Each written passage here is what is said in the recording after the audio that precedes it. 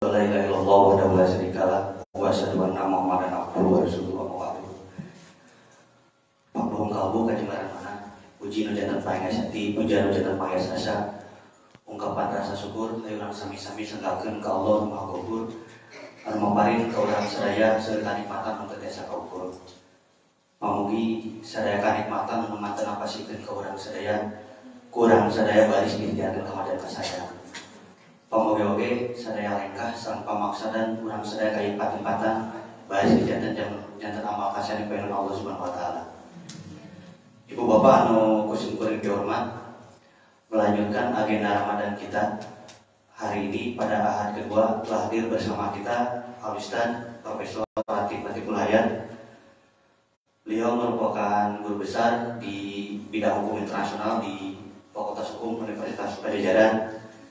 Gelar sarjana beliau diraih di Universitas Padjadjaran dan gelar magister serta doktoral diraih di Universitas Monash Australia. Dan seperti kita ketahui bersama, hari ini beliau merupakan wakil ketua umum PPPSI bersama Al-Ustaz mendampingi Al-Ustaz JJ. Oleh karena itu, marilah ibu dan bapak sekalian kita siapkan hati dan pendengaran kita untuk mendengarkan materi dan uraian dari Al-Ustaz. Kepada Al-Ustaz, maka diijma'kan Ustaz.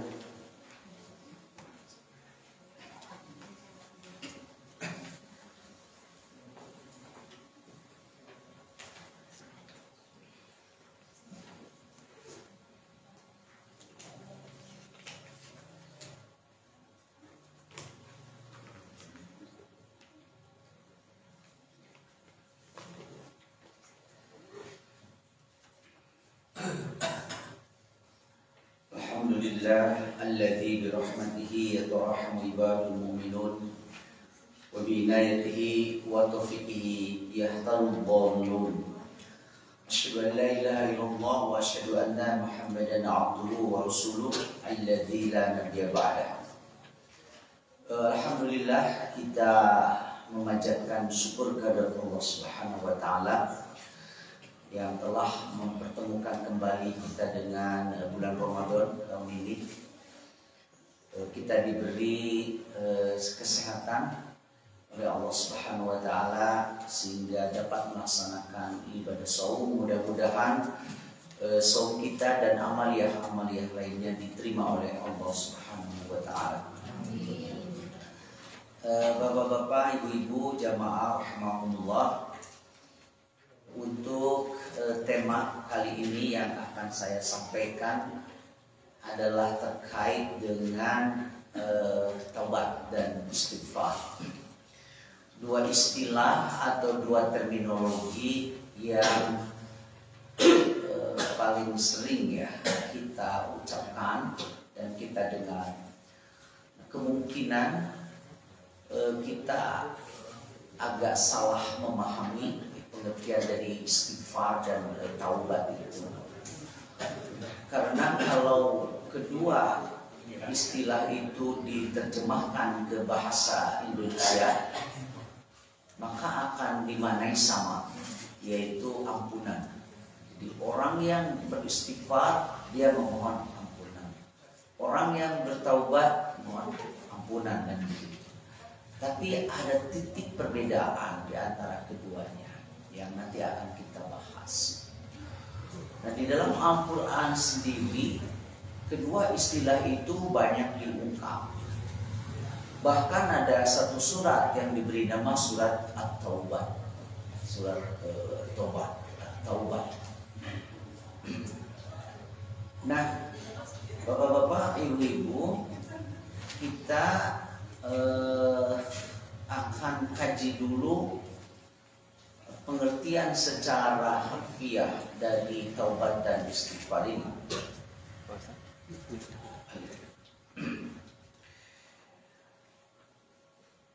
Nah, di sini yang pertama saya kutip firman Allah Subhanahu wa taala ya di dalam surat Tahrim ayat 8. A'udzu billahi minasyaitonir rajim.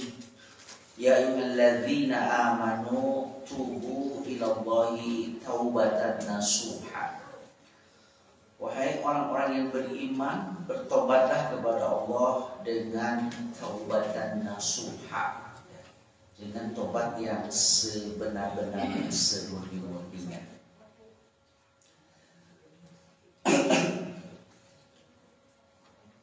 Kata taubat itu ya berasal dari kata taba ya tubuh taubatan, artinya rojaah. Kalau tobat rojaah itu kembali, mundur kembali, return. Bahasa Inggrisnya return rojaah. Jadi kalau tiket PP Jakarta Bandung itu return. Bahasa Belandanya retour. Makanya jadi bahasa kita barang yang dikembalikan disebut dengan retour. Terus jarago bahasa Belanda, tapi retour rumpul gitu. Jadi ya mah di retour sana. Retour itu dikembalikan ke pemilik ya, pemilik barang. Biasanya yang konsinyasi sifat kembali. Jadi taubat itu adalah roja.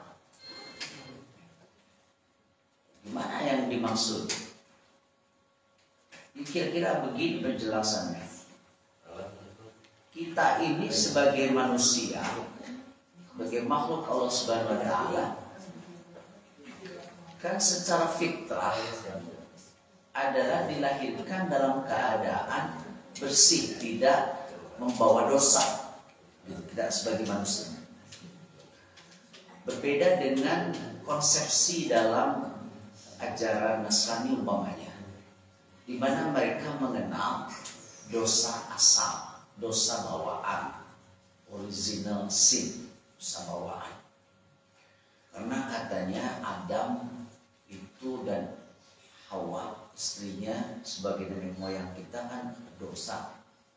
Jadi kita juga diwariskan. Jadi kayak penyakit turunan gitu. Ya, tadi ngobrol-ngobrol kayak diabetes, nah gitu kan. Jangan diturunkan. Hanya ada dosa turunan sehingga memunculkan konsepsi juru selamat. Nah itu diajaran mereka. Kalau dalam ajaran Islam tidak. Kita ini lahir dalam keadaan bersih, tidak membawa dosa. Nah, ketika kemudian manusia itu di dalam perjalanan hidupnya dengan berbagai sebab, bisa karena ketidaktahuan dia masuk kepada perbuatan dosa, bisa karena pengaruh gitu ya, lingkungan dan lain sebagainya, bisa karena juga dia tidak bisa mengendalikan hawa nafsu, karena manusia itu secara fitrah diberi oleh Allah Subhanahu wa Ta'ala itu nafsu ya, potensi kemampuan untuk menyukai hal-hal yang indah, yang bagus, yang menyenangkan.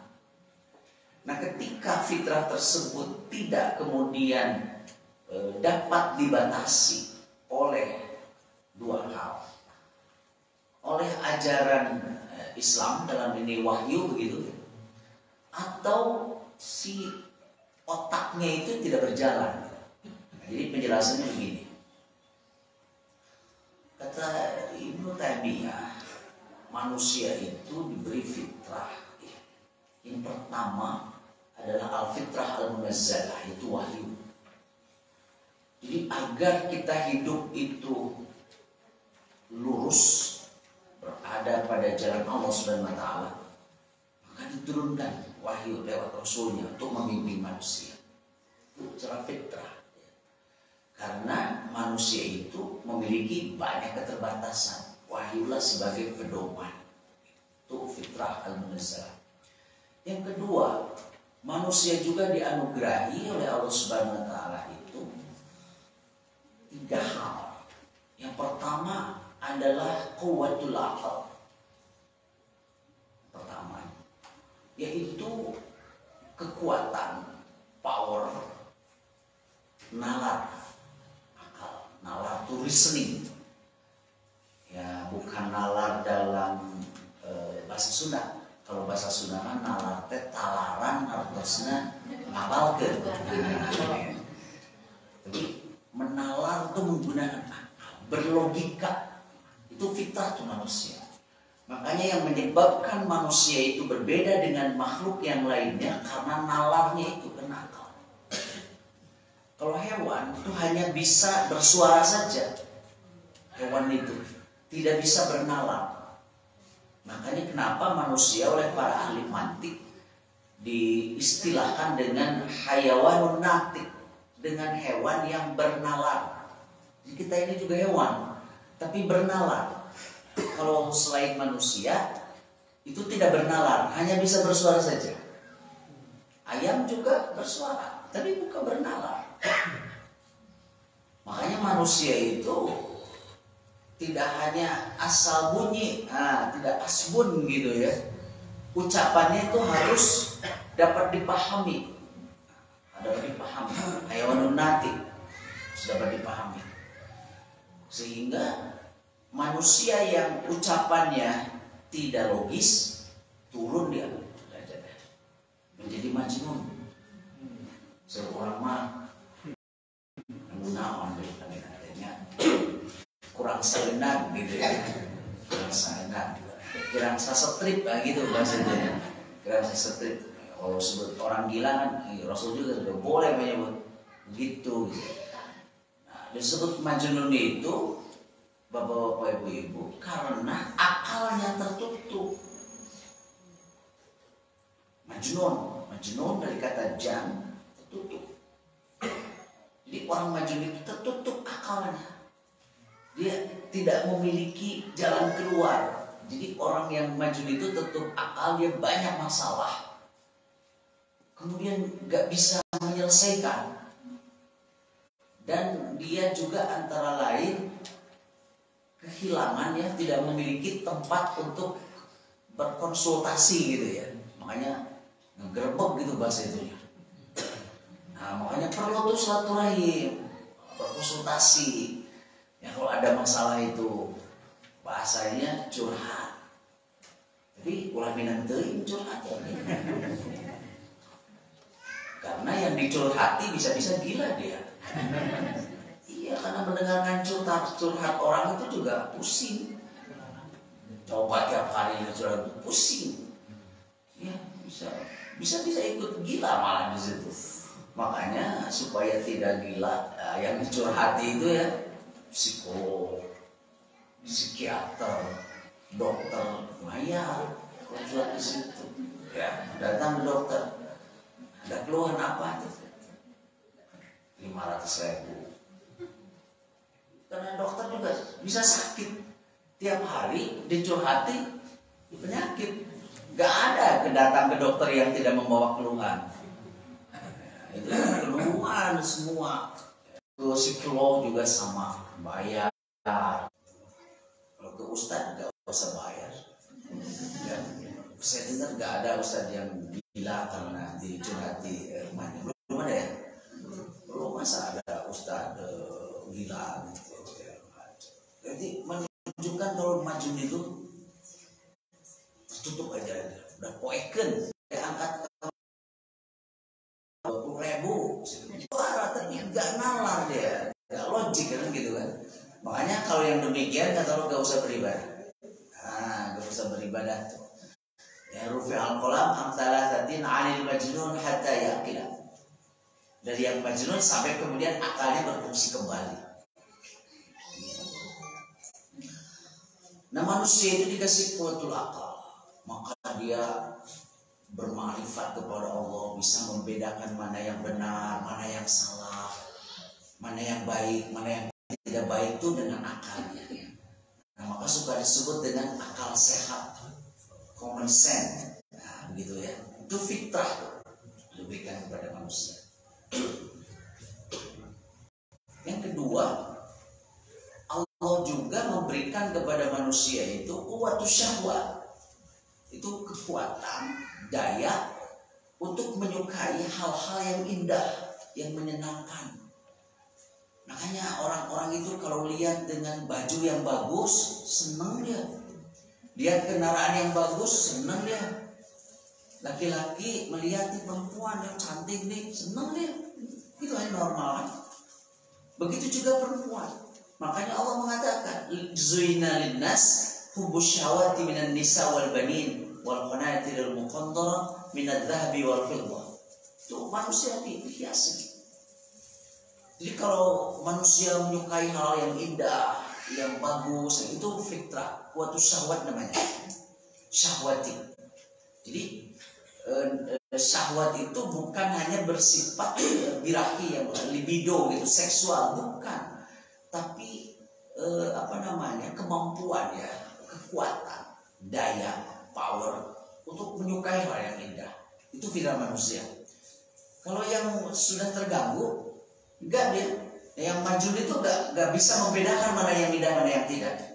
Dia pakai pakaian yang menurut kita kok pakaian itu dipakai cek urang sehat. Dia mah kayaknya sedang memakai pakaian yang bagus gitu. Mungkin dia juga tidak tahu sedang di alam mana gitu ya dia. Makanya karena ini terganggu. Adakah orang yang majnun itu kemudian mereka sakit? Ada enggak? Gak ada. Kalau mereka sakit sembuh itu. Makanya makanan yang basi, minum yang gitu juga nggak ada nyelibatan. Jadi di sini soal sakit sehat itu, ini mindset tuh kita. Ini kan yang majnun, mindsetnya itu sudah tidak jalan. Gak ada di sini tuh yang disebut bersih, kotor tuh tidak ada.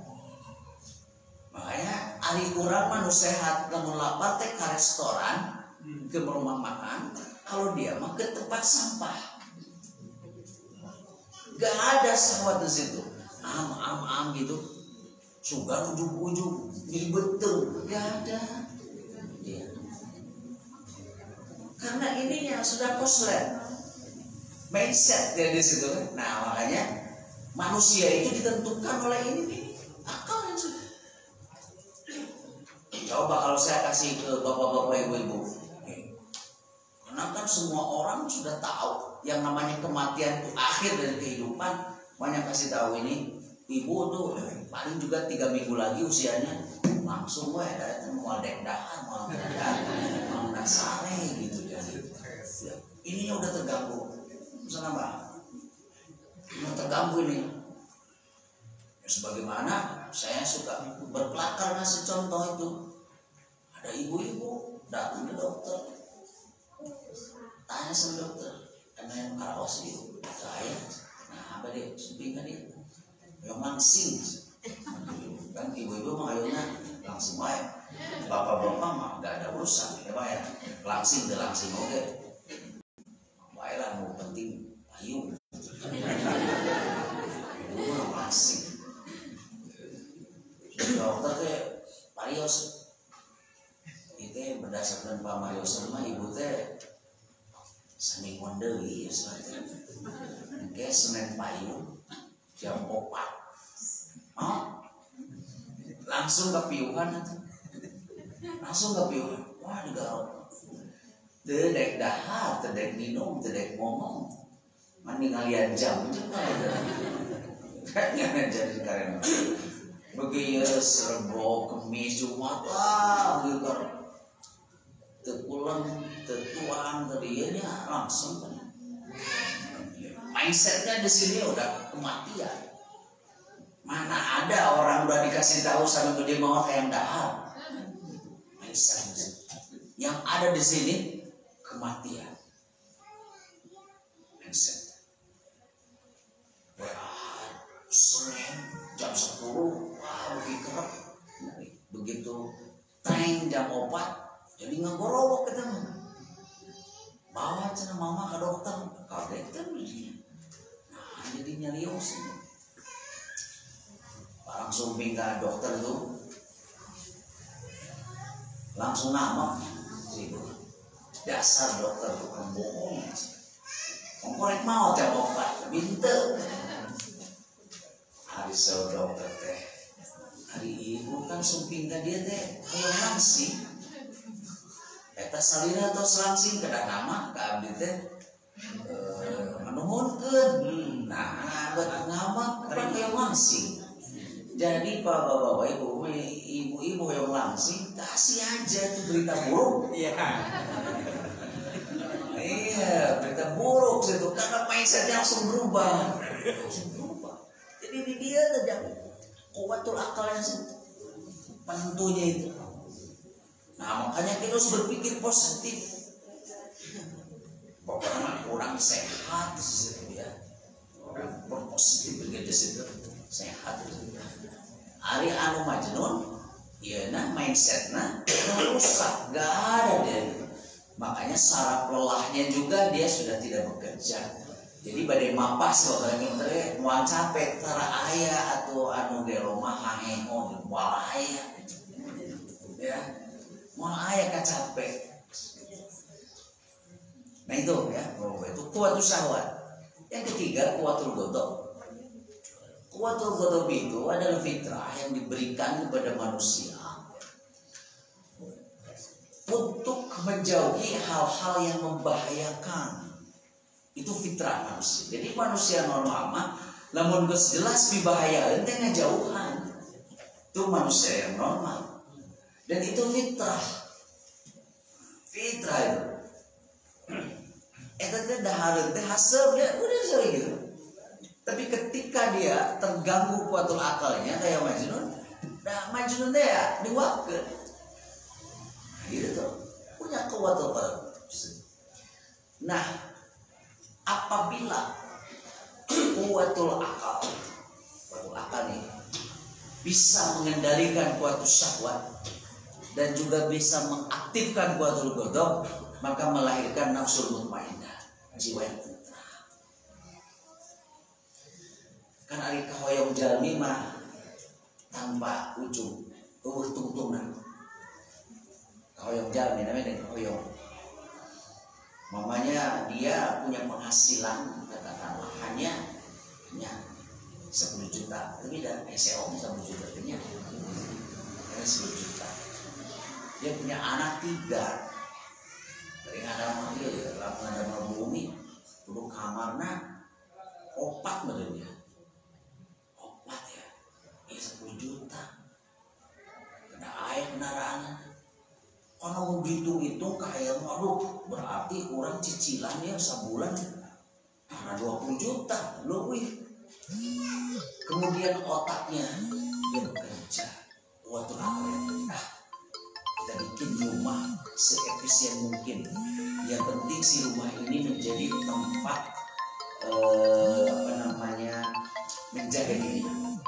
menjaga diri dan menjaga aurat keluarga. Kepanasan, kehujanan, bukan menjaga harga diri.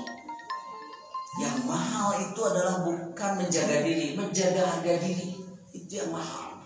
Karena penentu harga diri itu faktor-faktor eksternal.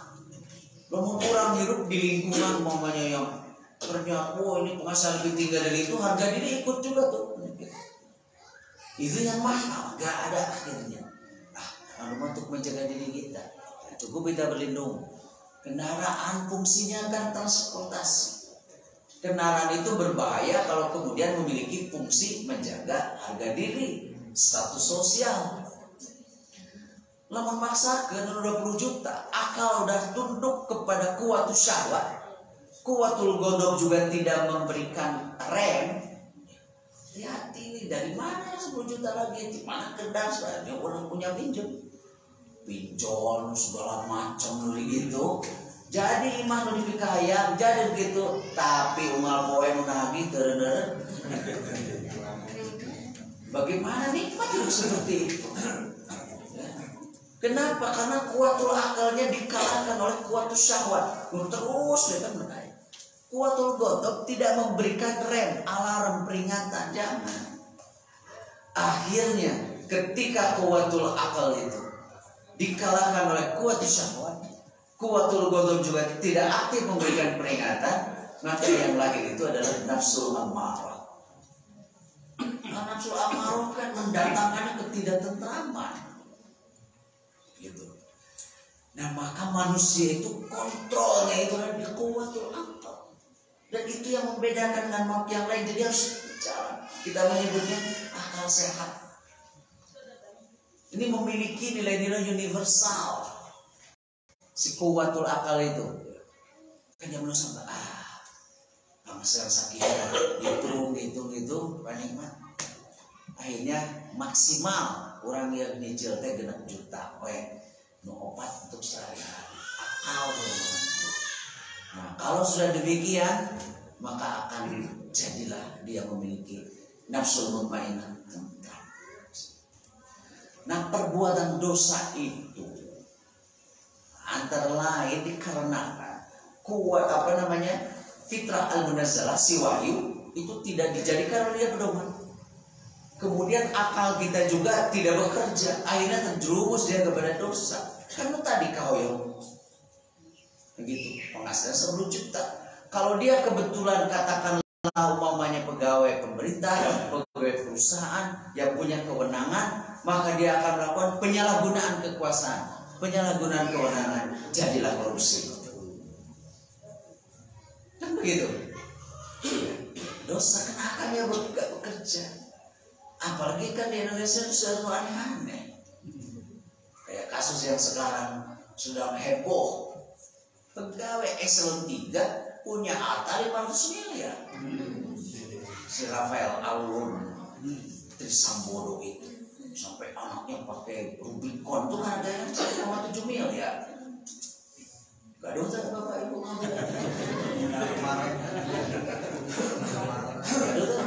Gaduh kan? Gaduh gampang lagi.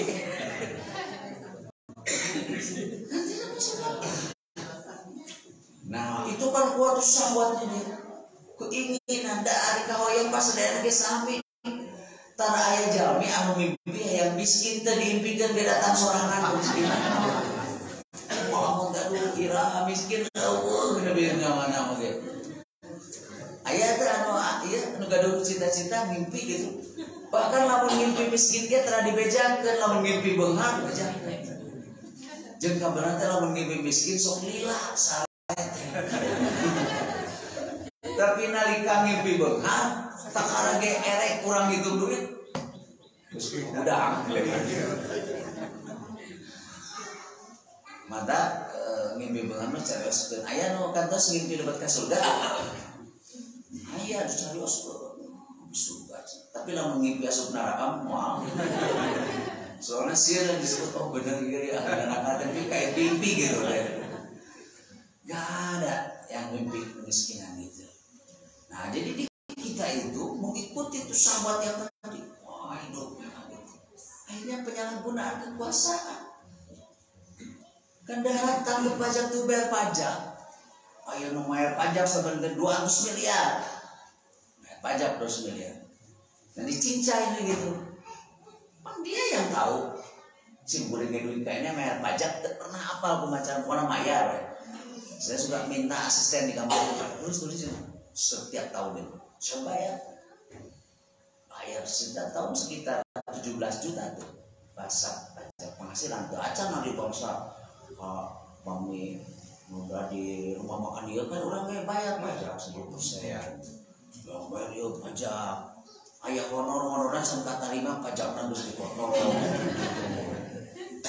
Nah, itu mah pajak simburing nih kan dosen di Unpad bayar sekitar 17 juta dosen. Tapi saya tidak pernah tahu. Meneta. Maka kemarin ada marah sulasi ada jangan. Akhirnya jangan geus kejadian si Rafael jadi payah pajak dihakan itu mana gitu ya tinggal di sana. Jadi saya ke hasilnya isiin. Udah Pak, berapa sih? 17 juta. Lumayan oke. Saya bayar. Kayak perusahaan-perusahaan bisa ratusan miliar. Dicincang sama dia, dihitung-hitung ya udahlah, bayar aja 150 gitu. 50 kan ke negara. Yang 50 kali 2. Dia ada petugas pajak sama itunya tuh 25 miliar ekor. Itu dari satu pembayar wajib pajak. Bagaimana kalau 10 20? Ayeuna kan orang rakyat disuguhi gonjang ganjing geus kitu teh. Aya rekening mencurigakan 349 triliun. Kumaha jadi segitu. Lamun dipaparingan ka dia ya 1 triliun dibagikeun bae di dia cenah barungan. Juga barungan. Yang lilir. Jadi yang kabujang lilir teh ya. Oh, eta ngimpi beunghar teh sok sakit. Urang ngimpi beunghar teh ya 3 jam gitu nya. Bunga padahal ngimpi. Nah itu gak bekerja akal, terjerumus ke dosa korupsi itu namanya. Karena dia berada di situ, kita suka menyebutnya tempat basah. Nah kalau itu kan dosa kan, orang yang bertobat itu dia roja'a, kembali di kudu ngejauhan, dia cuma blok hidupnya. Begitu. Jadi tobat sebut roja'a itu kembali ke asal, ke tempat ketika dia dulu tidak berbuat dosa. Justru berbuat dosa teh gara-gara aya di tempat ieu, tempat basah. Makanya orang yang bertobat itu harus roja'a. Kalau cicing we di dinya, terus dia hanya mengucapkan begini, astagfirullahaladzim itu. Nah maka itu sebutnya istighfar. Istighfar mohon pengampunan, taubat juga mohon ampunan. Tapi istighfar itu adalah ungkapan pengakuan bahwa itu dosa, menyesal dia. Makanya ada kalimatnya, kalimat pengampunan disebut dengan istighfar. Sayyidul istighfar, astagfirullahaladzim. Tapi dia belum tobat, baru mengakui itu dosa. Menyesal dia dosa. Makanya orang beristighfar itu adalah dia mengakui, menyesal dan mohon perlindungan kepada Allah untuk dijaga agar tidak terjerumus lagi. Makanya ada kalimat sini al-mighfar. Nah, istighfar itu ya, perkataan semata belum mencerminkan tobat. Jadi kalau orang bertobat pasti istighfar, tapi orang beristighfar belum tentu dia tobat. Nah makanya istighfar itu artinya mohon ampun, memohon penghapusan dosa. Makanya dekat dengan kata al-mighfar, artinya tutup kepala. Ini al-mighfar nih, saya pakai peci. Ini saya perlindungan dari fitnah bapak-bapak dan ibu-ibu. Saya pakai peci. Bisi itu disebut ustaz. Iya kan, ini sebenarnya al-mighfar ini. Kalau datang saya lucu-lucunan gitu kan dia, ya bah. Lucunan terus nganggo kaos oblong di dia teh nganggo Naon Kak? namanya teh Blackpink. Ya terang ibu-ibu Blackpink. Saya juga dari anak saya kan nggak suka Korea. Saya mah sukanya film India. Karena film India teh wareng, dilujang. Jabat cerita nate enteng. Nah, anu nonton film kurang kudu mikir. Justru yang enteng. Ya makanya zaman Covid ya saya nonton Suara Hati Istri. Itu ya. Film ini itu enteng, dirujang, ti mimiti lahir lebih kamau. Mana? Makanya saya 95 ketika ada undangan untuk ikut training ke India, wah, saya dari tahun 70-an suka tuh. Wah, India ya. Mau ketemu Hema Malini, lalu Hema Malini kita baca. Belum ada sakrukan sama belum debut ya. Dia bapak-bapak ibu tanya artis-artisnya, saya kenal semuanya. Saya kenal semuanya Pak. Takur. Iya, ada takur itu. Namanya Sanjay Duot. Ya, Blackpink kan situ, Korea Blackpink. Atau dulunya zaman abah ini itu kan Mick Jagger. Yang bukan lidahnya itu. Ya mungkin secara hukum ya saya sah-sah saja gitu. tapi akan dituduh macam-macam. Akhirnya bisa okem ya, palsu. Nah itu muruah. Sehingga ada para ulama tuh, saya umpamanya di kitab di Riyadul Badi'ah itu sarahnya Safinatul Najah kalau tidak salah. Itu katanya orang yang tidak berpeci itu kesaksiannya gak akan diterima. Jadi ini teh muruah gitu. Mau khutbah Jumat gak pakai ini ya sah, tapi sudah menjadi kesepakatan adat gitu ya. Sehingga mengikat, tidak ada al-muhakkam. Tradisi itu mengikat, namun tidak dilaksanakan jika melanggar hukum. Ya, betul. Seperti itu kan? Seperti langsung nikahkan dengan ayat seserahan, nyerengkan, panampian kan itu ada saja. Ada, tapi lamun teh jadi omongan. Abdol. Padahal satu kan mahal itu. Jadi waktu saya nikah juga ada seserahan yang menyerahkannya itu kalau tidak salah dari saya yang menerima yang menyerahkannya Ustadz Emon. Pak dulu ketua umum PP Pemuda, pejabat tinggi Persis nikah, jadi yang menyerahkannya Sekpu Ustadz Emon, yang menerimanya Ustadz Usman, udah wafat udah beliau. Yang khutbah nikahnya Ustadz Nati Muhtar, hari lebih nanti lebih ya, Almus Kejagalan, dia yang ketua umum, soalnya nanti macamnya kedalam kumus tadi. Dan itu anggota pemuda itu berarti bawahan saya gitu. Mau nikahin ketua umumnya. Adat itu ada penyerahan apa. Berarti kalau minta emas kawin kan sahnya mau cios nikahnya. Ya, sekali. Meskipun saya dulu juga mas kawin dibantu. Ini mau seminggu lagi mau nikah. Kata ini guru saya mau Profesor Serbuat. Tip semoga saya mas kawin. Tak acan Pak. Seminggu dari. Mau kawinan yang badet. Maksudnya kata beliau iya atuh. Tambah aja. Ayah sesa mulai. Sesa nambah, sesa dolar, masih 200, beliin saya emas, itu modalnya. Tapi sebulan saya nikah, saya pinjam lagi, dijual lagi, kayaknya jadi gantian. Iya, jadi kayaknya istri saya Rido kayaknya ya. Ibu-ibu, ayah ditakut deh, bicara kayak, ya. Kan Rina juga pamungkin dia wajah-wajah non rambut mas kawin ya. Oke kan? Iya, dapat dari kamu gila ya, tapi kan harus digentok gila deh ya, kayak gentosan lah. Tapi lumayan enak kan, sadar kan sembarangan.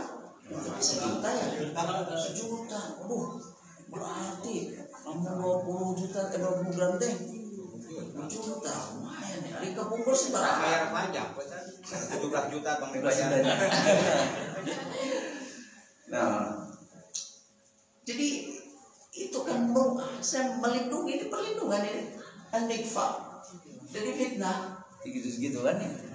Makanya kesini pakaian juga rapi ya di sini ya, pakaian rapi. Gak ada di sini maunya bapak-bapak pakai celana pendek. Gak ada di al-nikfa. Tapi kalau di kampus saya nggak pakai peci. Kalau masih kuliah justru mau ngasih kuliah pakai peci, dikiranya saya ustad. Padahal saya mau ngasih kuliah hukum internasional, justru dibuka, kepalanya udah berubah, percaya nih profesor, itu lamun terwisan, meninggalkan dunia kita. Nah itu kan al-mikfar, angkatan umroh haji, malah di kopiana dia nak barodas, yang bulan-bulan gitu. Jadi orang beristighfar itu dia menyesal, mengakui dosa, dan dia mengatakan astagfirullahaladzim, mohon kepada Allah ya Allah lindungilah kami, ulah 30 kalinya. Nah gitu ya. Nah jadi itu tadi dia, gara-gara di tempat ini, ya dia punya kewenangan, di situ akalnya tidak jalan, wahyu juga tidak bekerja karena tertutup oleh syahwat tersebut. Waktu syahwat ngeberung. Kuatul godobnya juga tidak bekerja, akhirnya dia menyalahgunakan kekuasaan, jadilah korupsi, buat dosa. Beristighfar dia, astagfirullahaladzim, dia mengakui ada dosa, dia belum bertobat. Nah, tobat itu roja. Ke titik ya, yang tidak mungkin lagi dia kembali ke tempat ini. Lamun anger cimablok di dia, sanaos istighfar mang ribu-ribu kali, maka itu belum taubatan nasuha. Sabab masih kena cimablok di dinya.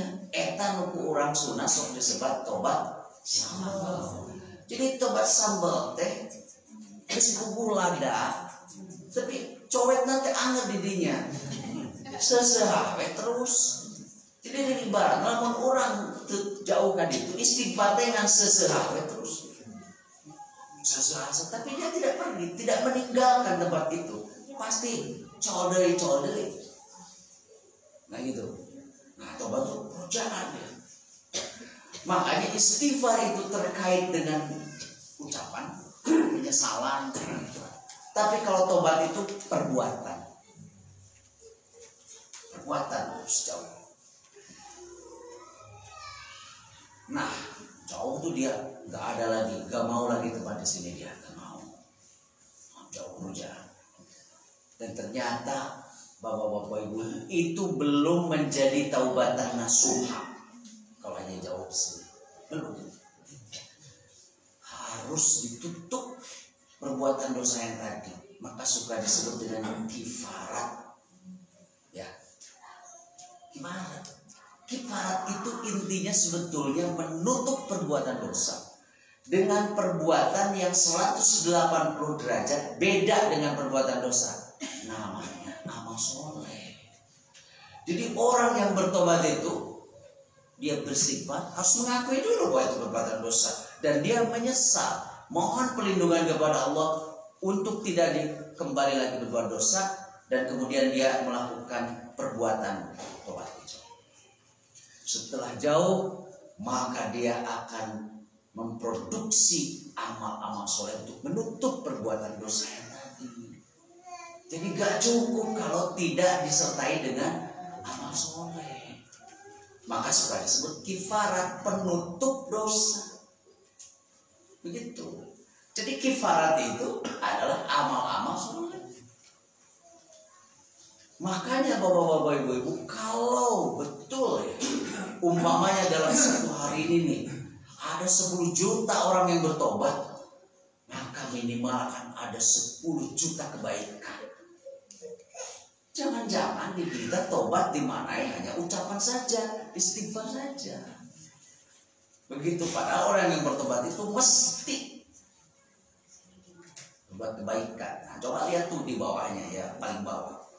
Ini perkataan Nabi Hud kepada kaum, wa ya qaumi, wahai kaum, istaghfiru rabbakum, mohon ampunanlah, beristighfarlah kamu ya kepada Rabbmu, summa tubu ilaihi, kemudian tobat kepadanya. Jadi rangkaiannya istighfar, tobat, ada lengkap.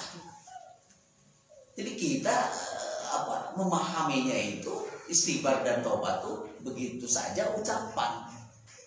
Padahal di sini istaghfiru rabbakum, kata Nabi. Nyatakan kamu itu mengakui di dosa, menyesal, mohon perlindungan supaya tidak dikembalikan lagi ke perbuatan dosa. Summa tubu ilaihi, kemudian tobat. Itu dalam dan rojah yang tadi. Nah itu. Setelah kita berada jauh di titik itu, gak mungkin lagi kembali ke sini. Produksilah amal soleh. Nah ini saya melakukan perenungan ini, perenungan pribadi. Dan nanti orang teh asa berkah teh, Allah tuh dicabut sebenarnya. Jangan-jangan kita ini gak pernah bertobat, coba beristighfar saja. Dan karena tidak tobat maka tidak ada kebaikan untuk menutup dosa itu. Ibarat ini bulan Ramadan nih, kalau saya mengambil analogi ya, dulu sahabat Rasul ini mutawatir kisah ini. Dia datang pada Rasulullah, halak tuh ya Rasulullah, saya celaka.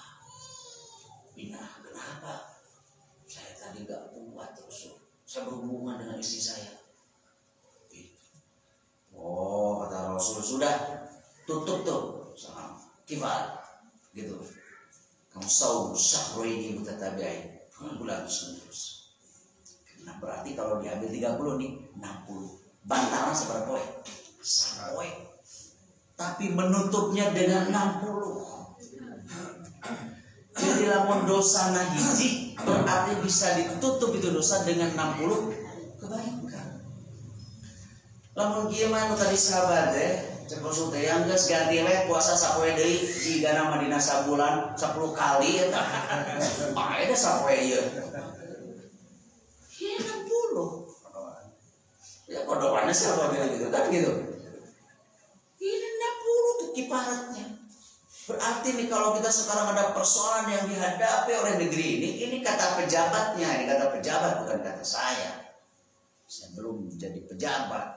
Ya salah bapak ibu sendiri. Kok gak pernah milih saya jadi presiden? Ya. Kata Pak Mahfud nih, itu teman saya juga. Ketika jadi menteri saya nge-WA sekali. Selamat Pak. Kebiasaan saya itu kalau ada teman jadi pejabat saya nggak berkunjung. Jarang kan. Dengan Pak Mahfud saya belum. 2 minggu sebelum dilantik ketemu di itu ngobrol sesuatu. Yang beliau Pak Mahfud udah diajak ngomong kabinet dulu Pak, belum. Ini kata Pak Mahfud nih, di Indonesia itu noleh kemana saja korupsi.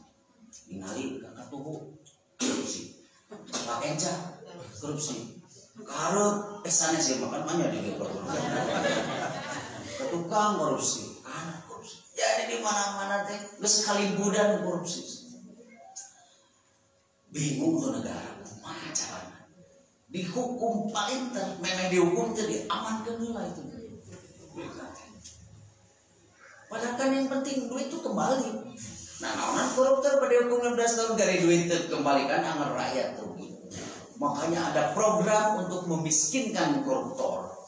Tadi namakan si penjara teh tobatnya para koruptor, anggar itu dimiskinkan. Itu dilarang tak sih ya nanti non susah kumaha di sana.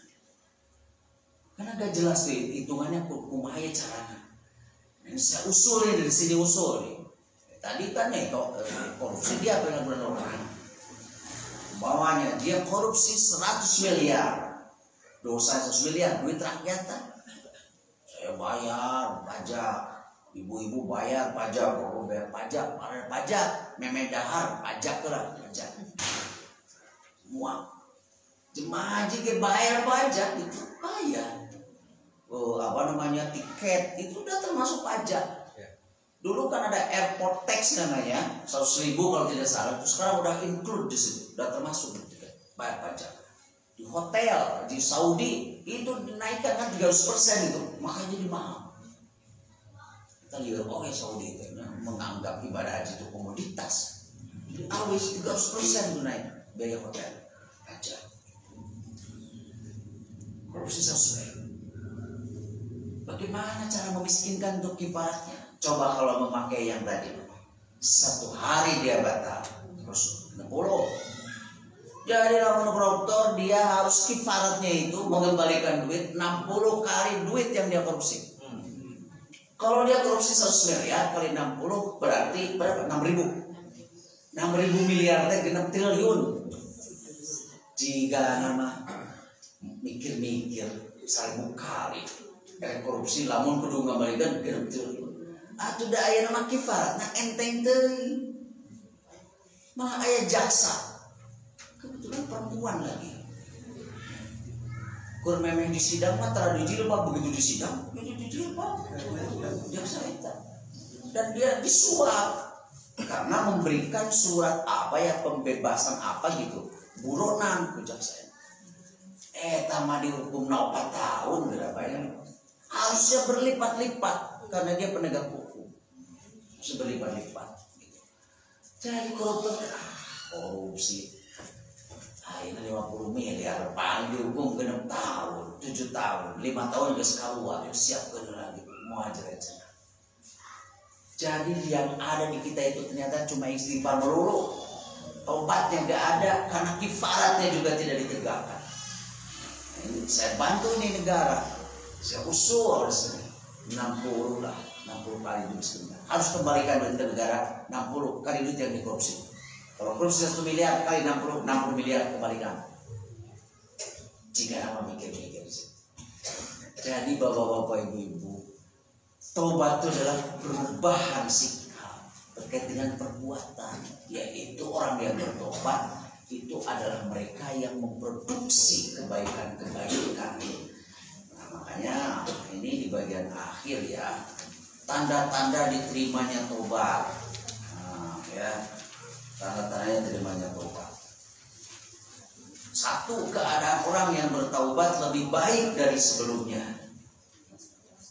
Itu pasti itu tanda terima taubat, lebih baik dari sebelumnya. Tidak mungkin seseorang lebih baik dari sebelumnya lamun anggar wae enak gleng deket terus nggak mungkin. Persis eta mah tidak nukernya seorang sama. Persis. Lamun mungkin kada dirinya gitu. Mah geus beak teh ngarenos deui. Padahal mah sesaha terus. Jadi nu tobat ibarat nu sesaha terus astagfirullahaladzim sampeun balik didinya ke dosa. Apa gunanya astagfirullahaladzim tadi? Gunana sesaha 1000 kali oge ari coet nadi ke depan didinya. Gak mungkin dia akan lebih baik. Nah, jadi orang bertobat mah akan lebih baik karena dia sudah jauh dari tempat itu. Yang kedua, senantiasa merasa takut kepada Allah Subhanahu wa Ta'ala. Yang ketiga, menyesal. Gitu, ya. Nah, itu lihat yang pertama di halaman pertama nih. Imam Al-Qurtubi itu yang paragraf. Menurut Imam Al-Qurtubi, taubatan nasuha itu menghimpun 4 perkara. 1, memohon ampun dengan lisan, istighfar yang tadi. Di saat taubatan 1 memohon ampun dengan lisan, istighfar. Tapi istighfar yang akan mengarahkan kita kepada tobat dengan menyesal, betul ya. Istaghfiru rabbakum summa tubu. Jadi bukan berhenti istighfar saja. Malah enak mah di festivalkeun karena istighfar. Yang kedua, membebaskan diri dari dosa dengan badan. Nah, eta yang rojaatnya ya. Jadi perbuatan tobat itu. Ya, kalau dia berbuat dosa karena ada di tempat basah, maka dia harus menjauhi tempat itu. Kan dulu ada geger tuh viral berita dulu, ada pegawai pajak kerendahan di Surabaya, kekayaannya itu luar biasa. Ternyata dia minta saya mah gak mau dipindah, gak apa-apa gak naik pangkat asal jangan dipindahkan ke tempat ini. Kalau saya itu atasannya, lain dari pindahkan dari langsung dipecat gitu. Dipecat. Jangan mitera tuh. Artos teh memang bukan segala-galanya. Tapi lamun teu gaduh artos hilang juga segala-galanya. Gitu ya. Jadi jami mah kan itu ujiannya di situ. Ujiannya di situ. Makanya kita harus betul-betul ya menjaga diri. Kalau memang kita tidak memiliki kekuatan, jangan dekat-dekat ke situ. Jadi si pemerintah teh geus rada benar maksud nama. Kenapa yang ngurus uang itu di kita dikasih gajinya 3 kali lipat lebih besar.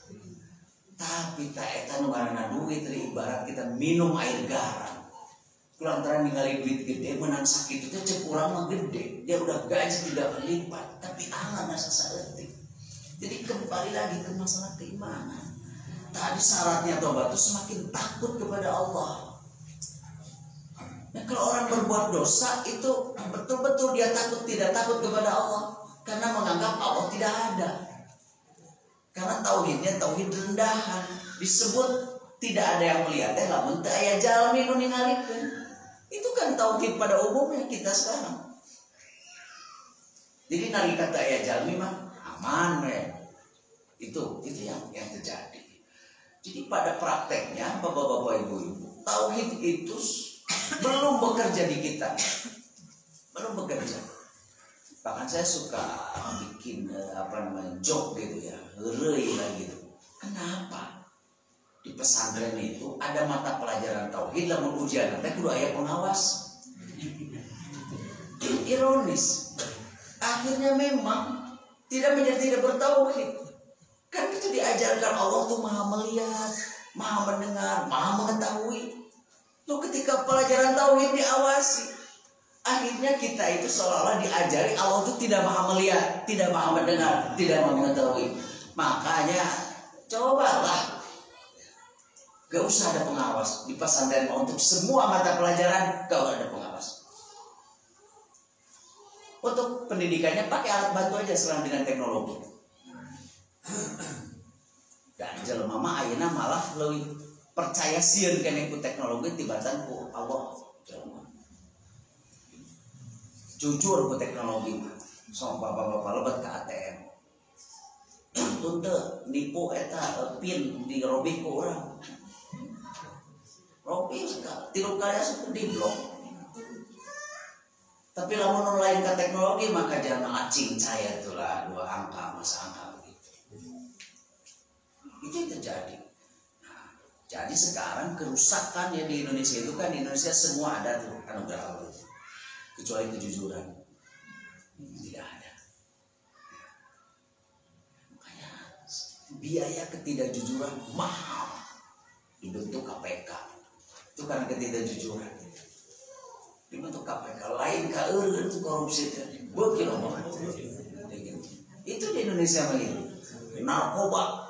Wah, merajalela dibikinlah BNN. Badan Narkotika Nasional. Beuki malah Kapolda jual beli. Gila itu. Anu menang sababaraha on saja dihukum berat ini badan Kapolda. Yang dia itu juga sekaligus kan penanggung jawab berarti situ 5 kilo deh itu. Banyak dari kemarin ancamannya cuma mati. Terus coba udah. Jika ada orang gitu, ini petugas pajak itu bicip-bicip nanti miliaran.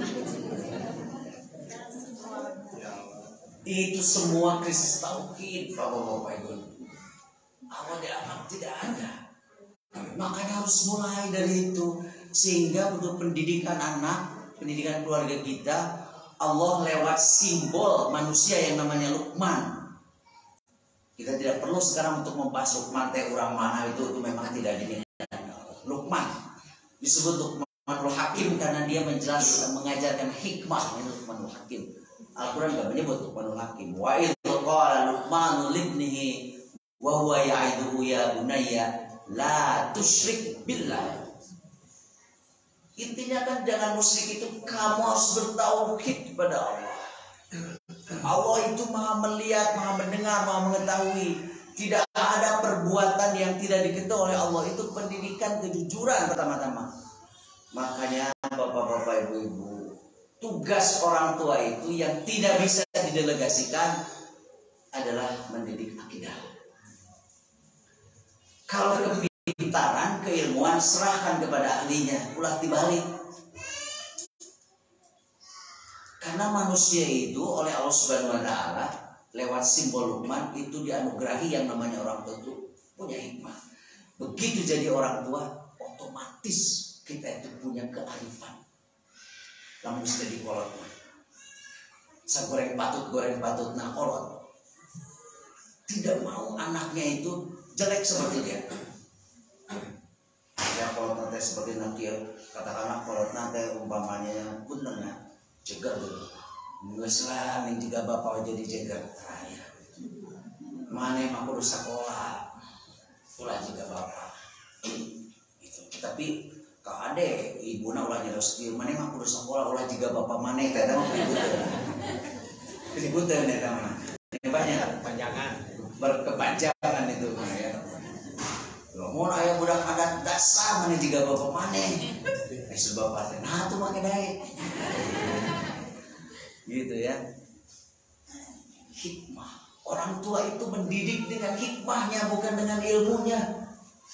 Banyak orang tua, suami istri orang tua yang pendidikannya hanya SD, tapi anaknya pendidikan tinggi semua. Apa yang dia didikan kepada anaknya? Hikmah. bagaimana orang tuanya memperlihatkan kehidupan yang dia bekerja keras, sosok-sosok berikhtiar, tawakal, budak loba perasaan sautik dijejak sautik mahi lobanya itu dulu hikmah. Itu di orang tua. Rezeki masa sautik kudu mahi lamun loba jasa. Kudu bisa ngeureut neundeun. Nya dikeureut aya nu dikeut. Aya nama dikeut kabeh. Makanya baru dages ngerek ka kolot. Kan gitu. Si kolot kudu bisa ngeureut neundeun di rumah, kudu aya nu dikeut, aya nu disesakeun. Mata kolot baheula mah sakumaha kurang lagi aneh dari kamu teh. Baroga we sawah jeung kitu. Baroga boga tanah satapak pejam. Imah tetep boga buruan, ari ayeuna buruan ge urang. Mau ka pager jalan. Matak eueuh aya ngaranna budak keur meujeuhna kembang buruan da buruanana. Jadi ayeuna bekas keun kabeh. Baheula mah kekalacuan teh keur meujeuhna kembang buruan. Dilatih ku kolot teh sasapu di buruan. Di buruan kudu sasapu tugasna mun teh 2 ka sasapu di buruan. Jeung ngumah katel, ngumah seen, ngumah gitu Bang, kumaha gitu. Ngumah asepan ka buku. Itu mah pun biang tidak ada kompromi dari kumaha-kumaha. Kuringan bari ngajar oge di madrasah. Madrasah teh memeh ke masih deui. Kumaha heureuh seh. Seh mah pilih. Ya, bahkan ini bahala teu aya dia sunlight begitu teu aya kulebu gitu kulebu paling di jeung euring nya tadi. Kadienakeun asa colek. Kadienakeun asa colek rada lumayan. Tapi kan deungeur sebut colek teh jahat cai. Nah, mending we kulebu deui ya, kulebu. Karaos hikmah. Tapi kita ayeuna teh sebenarnya ararat teu lamun teu di adi ayeuna ge tugas si kuring diropek tukang sasapu di bumi. Jadi pun bojo ge gak mau tahu pokokna mah sasapu mah dipel kepruk gitu. Jadi apa nama ada tuh cina orang laki-laki gak menjaga domestik sasapu nyetrika punya gerak biasa itu latihan dari orang hikmah mah tuh jalan. Jadi emang terus ayeuna buruan eueuh rek ngalatih kumaha kamu dah ku sasapu di buruan teh malah budak teh mana buruanna mah buruan batu eueuh ayeuna sasapu di jalan. Nah kalau baheula boga aya tinggalkeun coba sekarang kita ya urang mah ayeuna ngan sakadar hayang boga tanah 80 meter. Urang geus merdeka dari patutnya. Kudu nyicil 15 tahun. Urang yang boga tanah 80 padahal urang teh adalah tanah airku. Ini tanah airku yang boga 80 meter setapak becang 15 tahun nyicil. Kadang-kadang pernah ayah di dia peringatan rumah ini dalam pengawasan. Tapi saya kan begitu nya dalam pengawasan bayar itu ayah deui. Pasti lu tahu teh ayah deui. Baheula eta. Buruanana ayah. Boga balong gede leutik oge. Ayah ditinggal. Masa ditinggal, tinggalkan utang mungkul. Hikmah itu bukan mengajarkan ilmu, hikmah ilmu mah kan ahli. Nah makanya dalam suatu Luqman nih urutannya nih Allah membimbing pada Luqman hakikatnya membimbing ke orang tua. Kolot-kolot ngadidik mah penuh hikmah, ulah emosi. Kalau saat kaseto nih, tahu kan kaseto? Si kakak seto dia. Kalau disebut kakak awet muda. Ya kasih contoh nih, ini dulu seminar sama saya kaseto meja di Melbourne, bagus contoh. Ada 3 Rudi, Semuanya punya kecerdasan diberikan oleh Allah, tapi beda kecerdasannya. Si dulu ieu mah kecerdasan anak. Dina jadi-jadina. Upami ningali bu batur, wah hayang we ngaropean jeung jadi kasep di bukan kuring bingung ya. Jigana orang Garut si Rudi ini. Namina Rudi Hadiswarno. Wah tukang cukur. Di situ kecerdasannya, dia paham. Inilah yang Allah anugerahkan. Cerdas, saya nggak bisa nyukur. Di ditambah 2 bulan kayak alim sudah pasti gantian.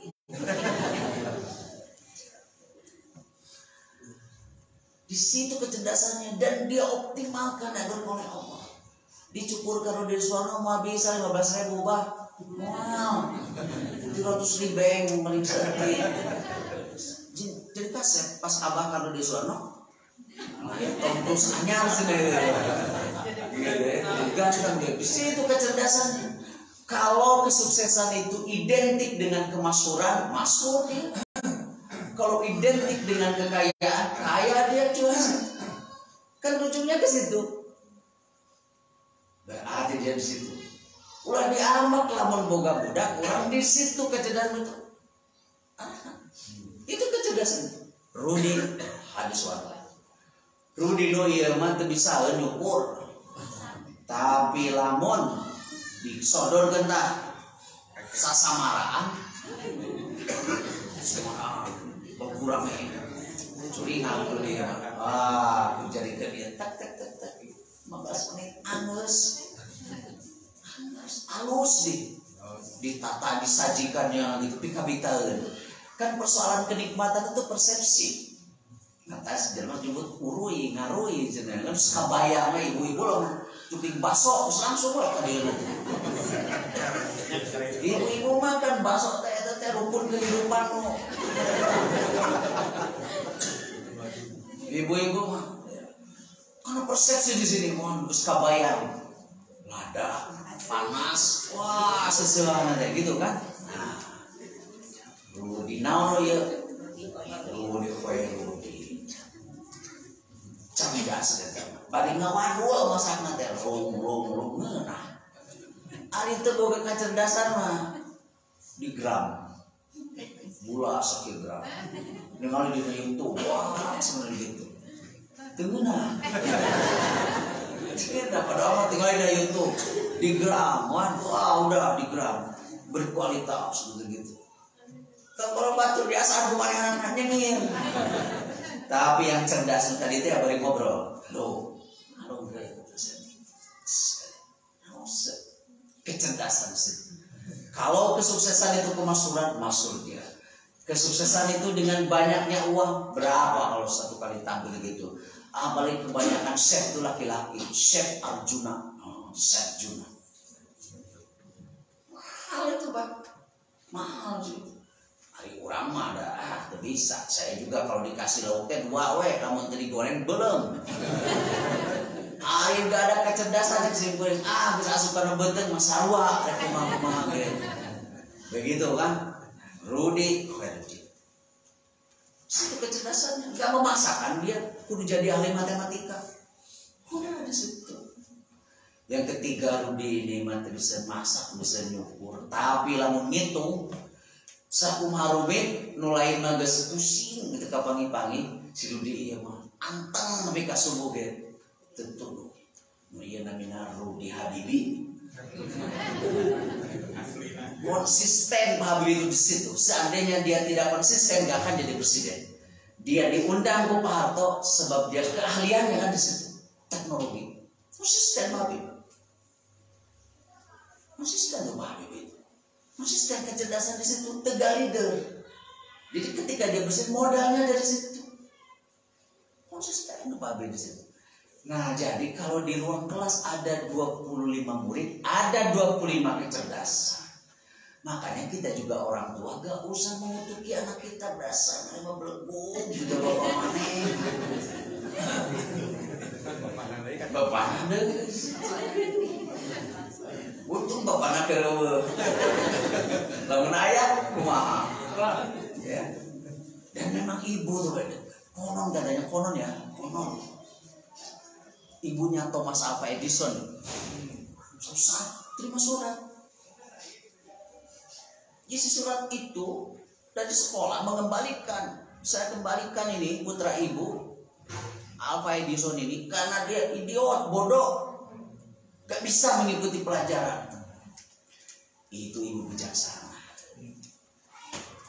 Ditilepan surat nanti menempat. Jadi surat itu sekolah hidup teh jenius. Jadi sekolah hidup mah teu bisa ngadidik hidup jenius geus we jeung mamah di masalah bunga. Itu ibu yang bijaksana. Coba lamun dia tak surat sekolah.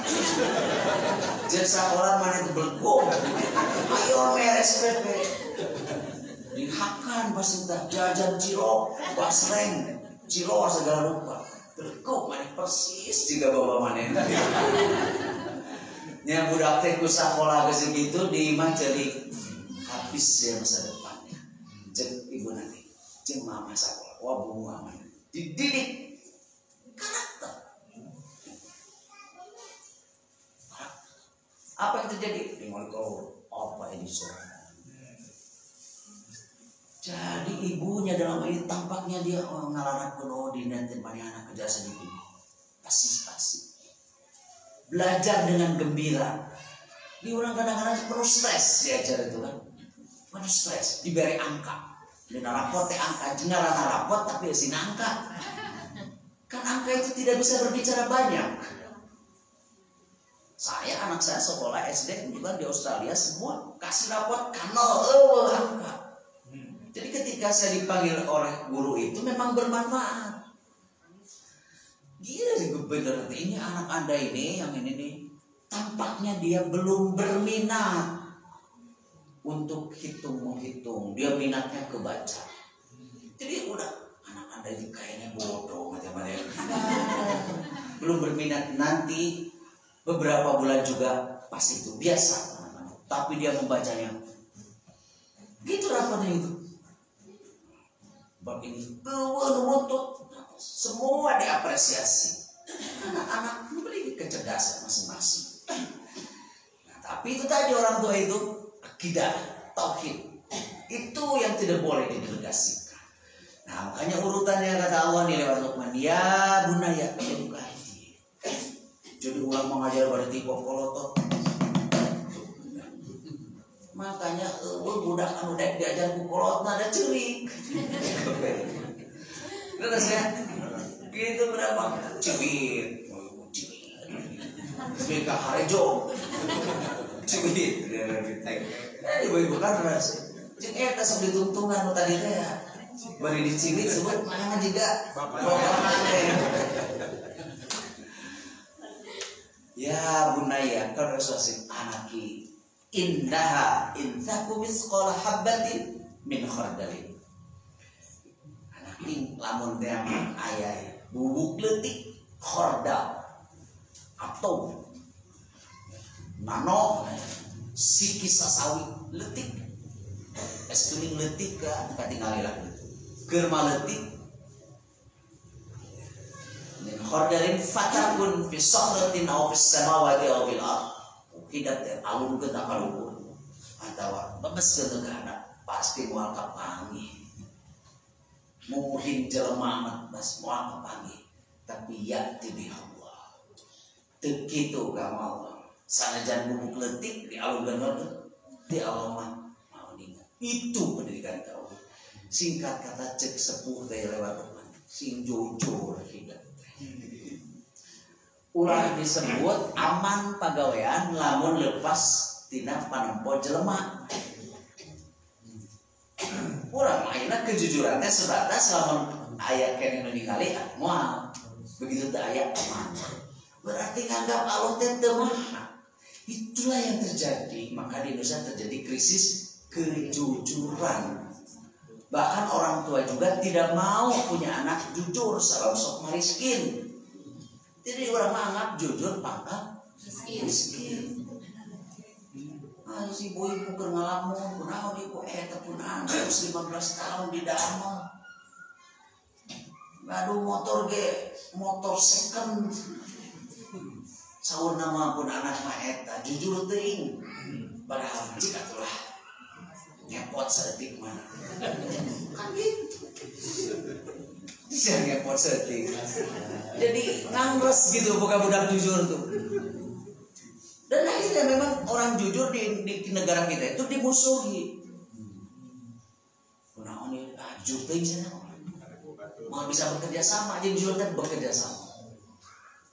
Tidak ada negara di dunia ini yang maju, yang sejahtera minus kejujuran. Gak ada. Tidak ada. Segila-gilanya Amerika, kebijakan luar negeri dan segala macam, kejujuran tetap ada. Apalagi pemimpinnya. Orang Amerika gini, orang tidak jujur, tapi presiden mah gak mau kalau gak jujur gitu. Orang oke dari secara moral tidak bagus, cek Amerika, tapi gak mau punya presiden tukang ka istri gitu. Kayak kasus Bill Clinton. Kalau orang Amerika dia liar, tapi ke pemimpin ngomong olah. Jurus, gak ada satu negara yang dia sejahtera gitu yang tidak jujur. Gitu. Nah, itulah bapak-bapak, ibu-ibu ya.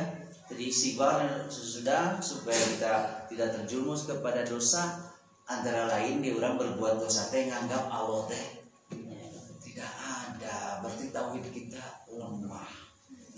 Mulailah dari keluarga kita berbagai macam cara ya, saya mendidik kejujuran.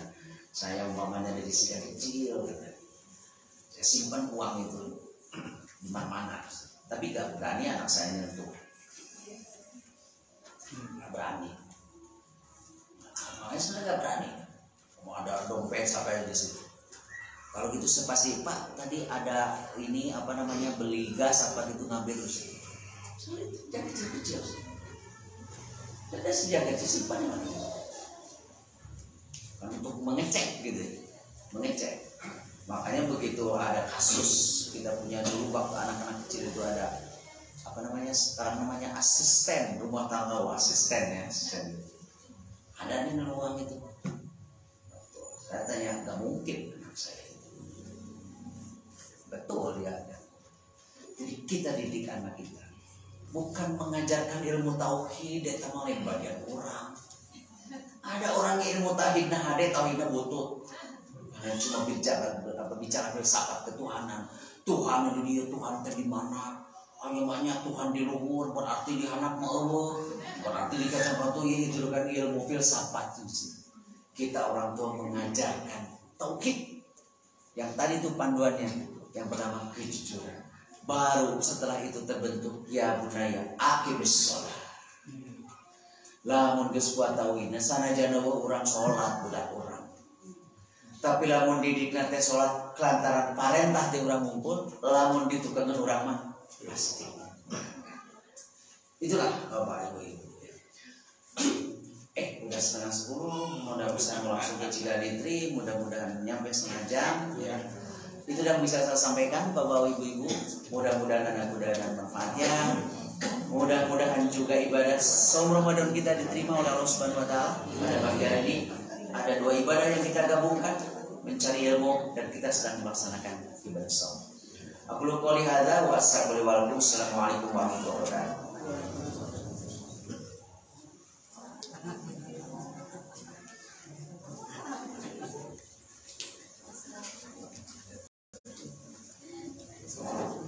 Terima kasih hatur nuhun Pak Ustadz yang telah menyampaikan materinya mengenai istighfar dan taubat. Semoga menjadi pengingat dan renungan bagi kita semua untuk senantiasa beristighfar dan bertaubat kepada Allah Subhanahu wa taala. Ibu bapak sekalian, telah sampailah kita semua dalam penghujung acara. Terima kasih pada ibu-ibu dan bapak-bapak yang telah menyempatkan hadir. Semoga ibadah saum kita di hari ini diberikan kelancaran. Aku lakukan dan wassalamualaikum warahmatullahi wabarakatuh.